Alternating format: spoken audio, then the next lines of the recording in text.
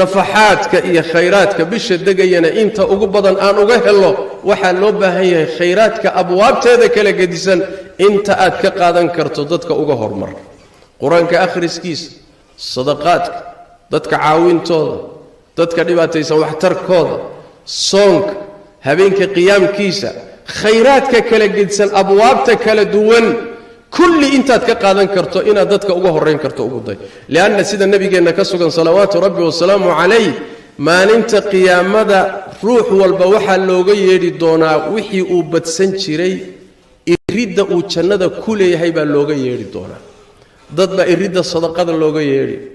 dad baa iridda soonka looga yeedhi dad baa iridda salaada looga yeedhi dad baa iridda samafalka iyo wanaagga looga yeedhi ninba irid baa looga yeedhi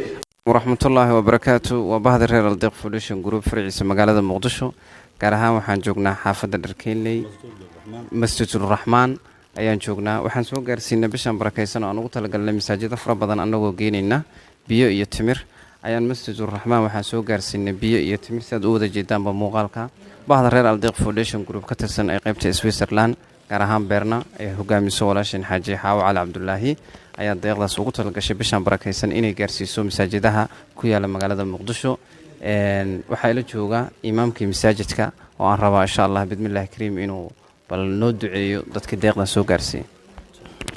السلام عليكم ورحمة الله وبركاته إن شاء الله ولا المسلمين تخيرك جعل